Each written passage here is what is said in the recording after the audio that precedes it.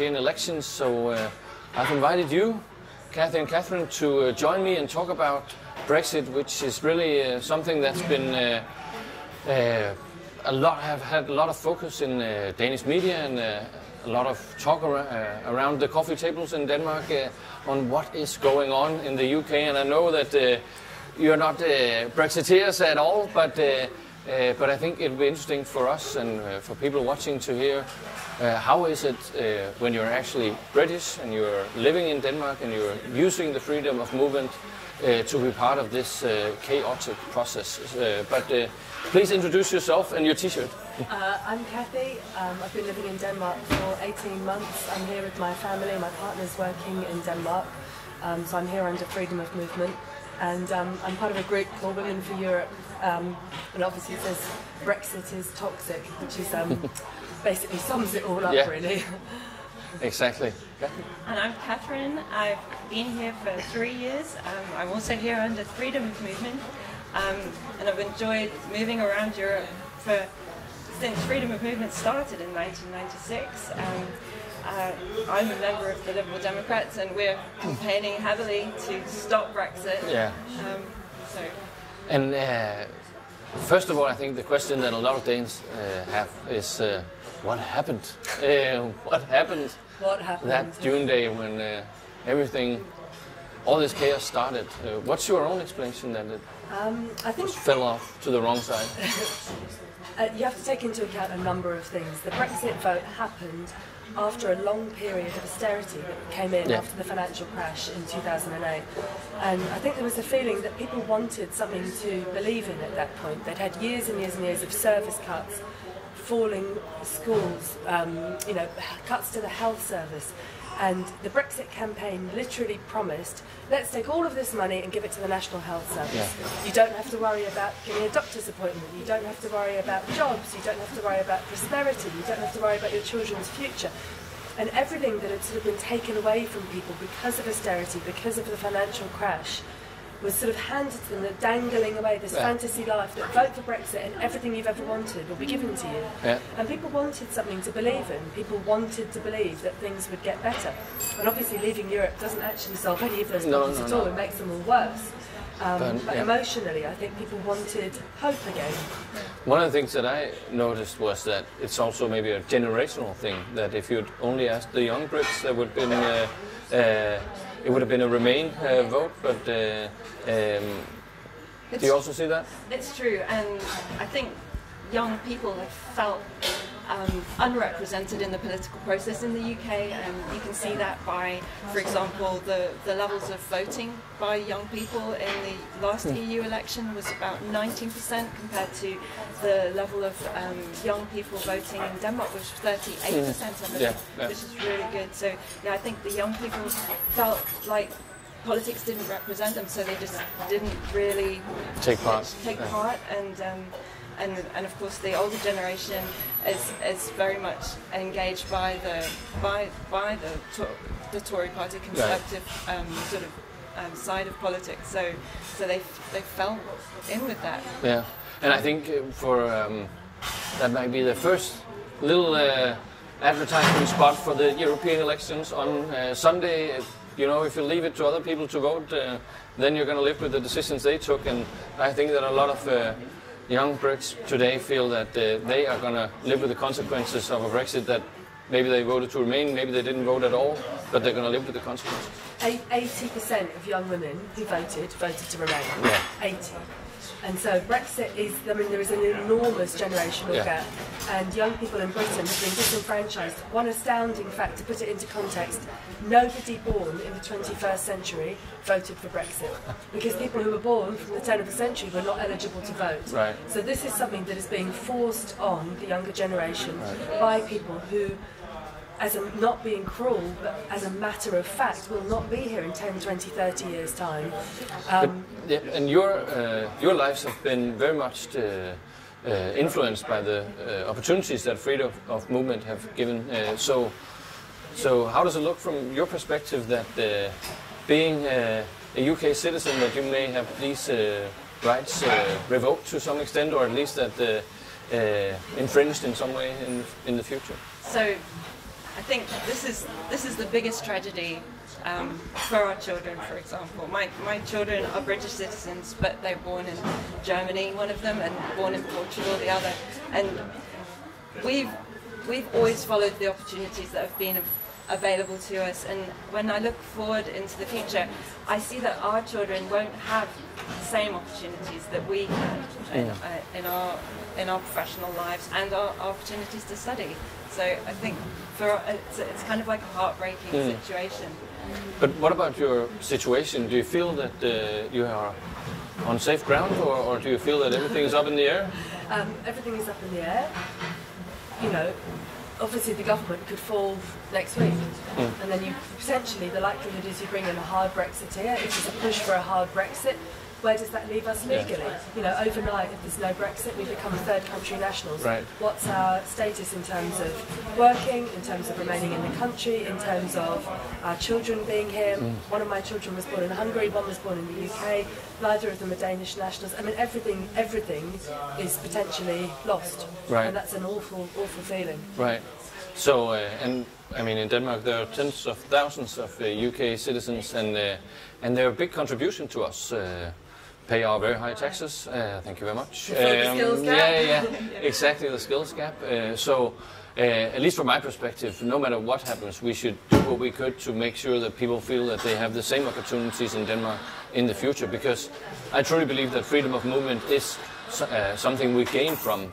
So I don't see that the reason that UK has decided to shy away from that and step out of the European Union, why should that leave us in a place where we don't take the opportunity to invite Brits to work here on the exact same conditions that they have until now? And so far in the Danish political system, we've agreed that people who are here now will have the same rights. But I mean, what about your neighbor or a colleague or your children growing up? And I think that it's important that we create the political solution that makes sure that no matter if you're here already or you want to come to us, that we don't make that more difficult for people, because we truly, and also in a very monetary way, we are gaining from freedom of movement, particularly because so many Brits come to Denmark and work and contribute. So just I know you follow it very closely. What about the last couple of days here? Theresa May trying to find a solution of some sort.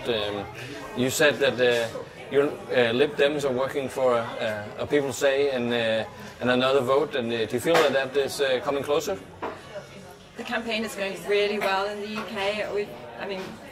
We're looking like we're going to come in second in the European parliamentary elections, which is a fantastic result for us. We're coming back from a very low level, and so it's, you know, we're really excited.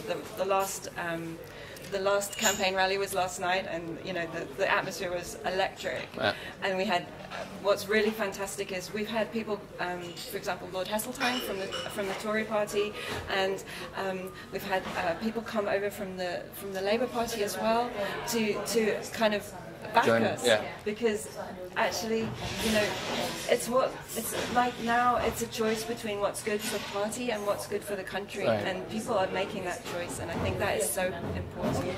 But and we saw that amazing march where I mean, people were just filling the streets of London, and we saw Union Jack and the European flag side by side. It was an amazing moment. But as a politician, particularly from a country where we have a lot of parties and a strong tradition of consensus in working across the aisle, what really is scary is that it appears that there really isn't this sense of taking responsibility for the situation, particularly among the two major parties that are. It was born out of a domestic struggle for the next national election, and it continues to be a domestic struggle. So, is there any political solution that is possible? There comes a point when everything is deadlocked, which we have arrived at. There is no form of Brexit that will satisfy Parliament. Right. You will never, ever, ever find something that will satisfy the Tory Brexiteers and the Lib Dems and the Greens and Plaid Cymru and the Labour Party. Right. That does not exist, let alone the fact that it is probably technically and legally impossible to deliver that compromise because of the Northern Irish border. Right. So there comes a point when the inherent contradictions of the referendum campaign have to be exploded. Brexit, as promised, is undeliverable. Right. So at that point, what do? You have to go back and say, it will come down to no deal or revoke. Right. Probably by a people's vote. What has been promised is undeliverable. If you get a Tory party leader pushing for a no deal, you then probably have to come to a point where you go, right, do you want to leave with no deal or do you want to stay? Right. And that will have to go back to the people because there is no other way out. MPs can't agree.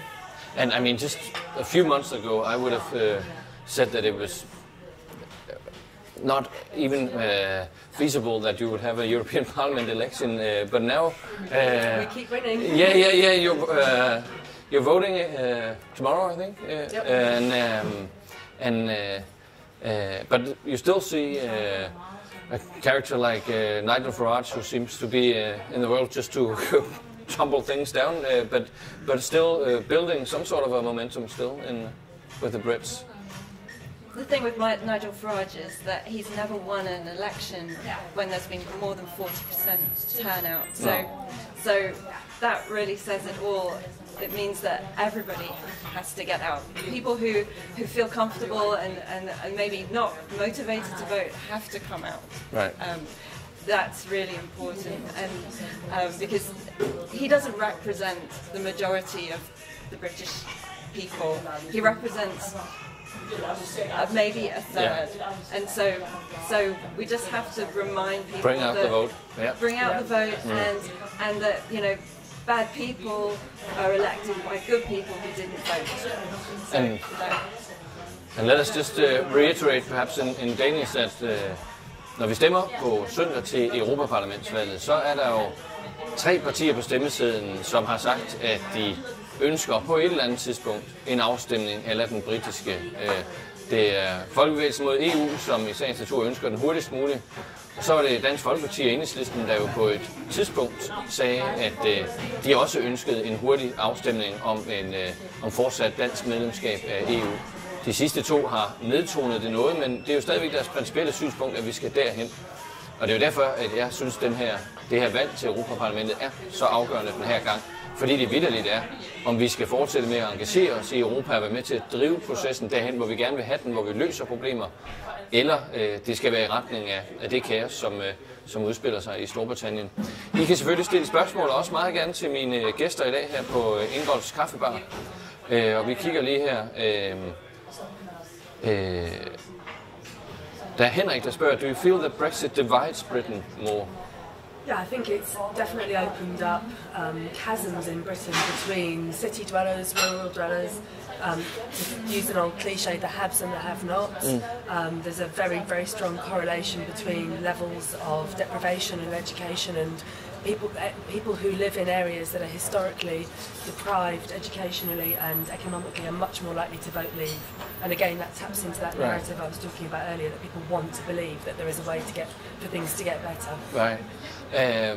But perhaps also some hope that you said that people are now coming together across old party lines and old divisions, but never waste a good crisis, or whatever it is to say. But do you think that even if there was a vote that revoked the decision, there would still be a minority then who would want to leave? Is it a permanent cleavage in the British people? I think that there's about a 30% of the population who are hardcore leave, and that's very difficult to shift. Once you've got that narrative into the public, I think it's very difficult to put actually facts that change their opinions. I think. But is it something that divides old friends and neighbors and families and people who used to be close or not talking to each other. How emotional is it for people? It's incredibly emotional. Pretty much everyone I know just about voted to remain. The only people I know who voted leave and then left the country and never went back. But you do hear stories all the time about people, marriages dissolving, families not speaking to each other, brothers and sisters falling out because people feel very entrenched in their positions, and particularly as the lies of the Leave campaign have been exposed. I think humans, whatever the subject, people's automatic psychological response when they feel like they've done something wrong, people often get very entrenched in their opinions, and I think that's what you see happening now. And it's almost like it's opened a Pandora's box, because you've got the debate has come around to the point where Leave don't actually have a lot to offer of actual solutions or actually a positive message about how the world could look after Brexit. And so what you have is you can offer them facts, but they will come. There's often a very aggressive tone coming back to you, and sort of a use of language which perhaps quite, you wouldn't have seen like a decade ago. It's like people are can be very aggressive.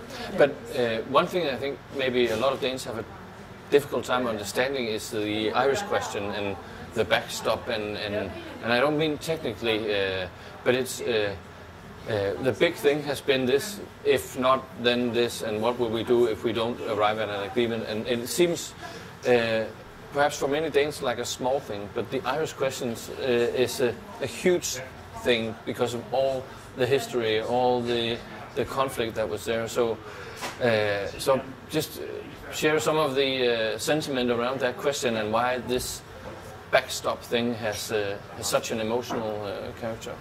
Let's be clear, first of all, thousands and thousands of people from both sides of the divide lost their lives during the conflict. Nothing should be put in place which threatens the Good Friday Agreement. The backstop is basically there, again, because what Brexit promised is undeliverable. You cannot have a situation where there is open borders and a customs union and divergence from single market rules. Nothing anybody can ever put in place can square that. And people have got to a point where they're so obsessed ideologically about trying to achieve Brexit that they're basically willing to kiss the Good Friday Agreement goodbye. People will die. Yeah, you can't diverge from European standards in the UK and have an open border. So, for example, if we were to do a trade deal with the United States and they would most likely like us to accept, for example, chlorine-washed chicken or hormone-treated beef, this is very divergent from the standards that we have in the European Union, and I think, those are very good standards, and they protect our consumers and they protect our farmers from being pushed toward lower standards of animal husbandry. So, if we have imports coming in of these products that diverge from the European standards, and then there a circulation around in Northern Ireland, and there's no border, they can leak into the European Union. So this is why it can't be squared. It can't be squared, no. So, and it will be a flashpoint as well. Any kind of border that is put up there. Because there's no border today, right? No border. You don't really... That's the beauty of it, right? Exactly. People can self-identify. People cross over the border. They might live in the south but work in the north. Or they work in the north, And people can self-identify without being forced to make a binary decision. Are you Irish or are you British? Exactly. And it's not like our border to Germany, even though if it's guarded or not guarded, this really is a borderless place. You don't... There's nothing. There's something, I think there's something like, someone counted once, there's something like, this is not going to be right, but there's something along the lines of like 250 or 300 roads. And that's not accounting tiny little country lanes, fields, And there are farms that straddle the border as well. So I mean, obviously, how do you manage that? Half in the Union and half outside. But is this cow a European Union cow, or is it? a Northern Irish cow. With the agricultural subsidy, I think people would prefer the definitely European cow. But the minute you force people to make a decision about choosing an identity is the minute those old flashpoints flare up again. And we've already seen bombs outside courthouses in Northern Ireland. You've seen a resurgence of attacks. You had the young journalist shot dead 6 weeks ago or whatever on the street. You know, the real IRA are out there shooting people already as tensions start to flare. So this is not something that should be messed about with or taken lightly. So every time you hear a Brexiteer saying, "Oh, don't worry about the Irish border, it's all fine, it's totally fine." No. All right. Well, Quan Liu asks, don't you think that Brexit is better for the national future? And this is a question that's also very vibrant in the Danish election campaign. It's a balance between the national side of things and being a country in your own right, and then the union. And I always say that I think if you look across the planet, you can find no other place where sovereign nations are working together in a manner where there's actually a judicial system that can hold them up to the binding agreements that they do. So for me, it's not a trade-off, but I think that a lot of people have the same sentiment as the person asking here, that it sort of is a zero-sum game. If you want more collaboration, then you'll have to suffer yourself or reduce your feeling of identity in a country. And is that a part of this? We talk this global Britain, the idea of going back to the colonial times, and now we want to be a global superpower or whatever. It's laughable. It's totally laughable, and it's embarrassing as a British person living overseas to see that kind of rhetoric spouted. For me, it's not a choice of either or. I am not only British or only European. All of these things coexist hand in hand, basically. You do not have to cut yourself off into splendid isolation. And let's be honest, all of our trade deals go through Europe. What are we going to end up being? Like North Korea? We leave the European Union. We have no country in the entire world trades on solely WTO rules. Right. An identity is not an either or. No. I am a Londoner. I am English, I am British, and I am European. I think also you have to look at it a little bit from a perspective of when we work together with the European Union, we create our rules, we pool our sovereignty, but we don't lose our sovereignty. Even the British government's white paper said we haven't lost sovereignty. We've defined these rules together, but we sit together with our European friends around the table, and we decide together. Right. But when we come out of the European Union, we stand alone.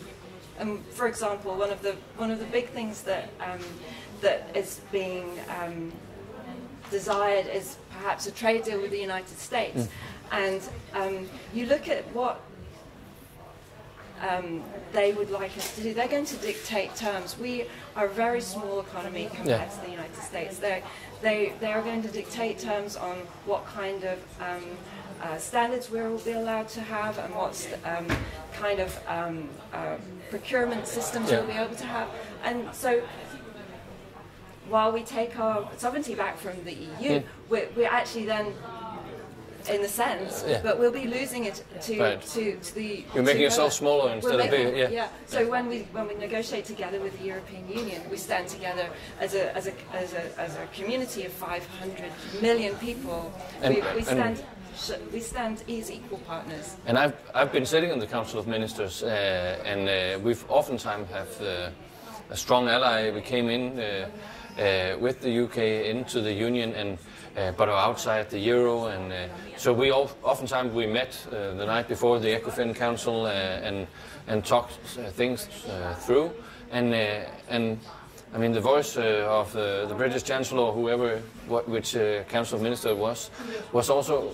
It's a very strong voice around that table. Yeah, it was, and so I really, at least if somebody is listening or they're saying it, that there was a lot of pull in being sent from the UK to Brussels and to the meetings.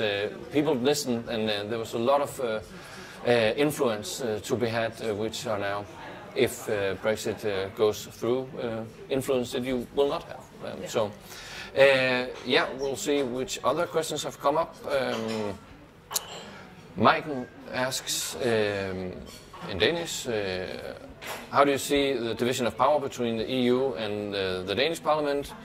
In a very renowned video which has gone viral, there's a guy who's saying that the Danish Parliament only decides 10% and the EU the rest. Yeah, I've seen the video. I don't think perhaps you should put too much truth into that, but it is true that a lot of the rules that we implement in the Danish Parliament have been part of a European process, but that also means we have a lot of influence, because we give the mandate, perhaps to a greater extent than in any other parliament in the Union. We give a mandate to our government ministers when they go down and negotiate which laws that the European Parliament can end up adopting, and then they'll come back and we implement them. But it means that we don't just sit around and wait for some decision to come out of the negotiations between the Parliament, the Council of Ministers and the Commission. We influence that process, and obviously if you send down members of the European Parliament who are capable of making their voices heard and getting influence, like our lead candidate Morten Petersen, who was voted the most influential Danish MP, and particularly when it comes to the energy union, has done a lot of work to make sure that all our surplus green electricity can be traded into the European Union instead of Putin's gas or the oil from the Middle East. So in that sense, there's a lot of influence to be had. You have the opportunity to vote directly for people who are adopting laws on your behalf on Sunday, but also when you look at the Danish Parliament, I think we can become even better at engaging in the early stage processes of European regulation. But no, we decide much more than 10%, definitely. All right, we are closing in, but we have a couple of questions left. Kim asks, how realistic is it to hope for a new Brexit vote for Britain? I would say like a year ago. The bookmakers, where are they? The bookmakers, I would say you're probably looking 65%. And if it goes to a vote, I mean, look at the language people use now when they talk about people. They say if there'll be a second referendum, it will overturn the first. So therefore, we're not going to give you one. Right. People know that public opinion has shifted. Politicians know that public opinion has shifted, and they will not win Brexit a second time. I think you're moving probably, I'd say 65% chance of a second vote. All right. Catherine? Is it safe to put your money on the? I think it's going to be the only way forward. I think even Theresa May yesterday was saying, she's going to give that opportunity for people in Parliament to vote on having a second vote. So, her language has changed completely. Yeah. It's really, that's a game changer. I mean, especially with how well the Liberal Democrats and the Stop Brexit campaign is doing in the polls at the moment. It's really showing how people have really come out in support of that. Even people who before were like, oh no, it's not a good idea, but they see the impasse we're at, and it's really the only way forward. All right, well, we'll keep our fingers crossed and see if it happens. What an amazing result if it ends up. All right, we'll go ahead. Finally, it's from Bo, who says, Denmark belongs to the European Union. UK belongs to the European Union. United together, you'll never walk alone. I think that might be a Liverpool fan. We're with you. And I think that what we've seen is actually that the chaos surrounding the Brexit process have moved also the Danes in record high support for the Danish membership of the European Union. We've also been skeptical. I think it's in our nature to be a little skeptical about, and positively, and I mean that we are also always critical of authorities. So, and we need to keep being critical towards also what the governments are doing when they go to Brussels. So just to end up on that, we know from history now that what happens if you leave it to other people to decide on your behalf. So wherever you are, please vote on Sunday, and if you think that it's better to work together than be alone, then vote for someone like us who wants to work even more together in the European Union. And if you don't have the opportunity on Sunday where we're voting, you can vote already. Så man kan brevstemme fra den lokale borgerservice, uanset hvor den er. Og så kan man da forordne det med folketingsvalget også, og så kan man lige så godt sætte 2 gange kryds ved Radikale Venstre. Det håber vi mange vil gøre, og under alle omstændigheder, tusind tak fordi I så med. Og thank you very much for sharing. It's really interesting. Thank you very much. Best of luck. Thank you.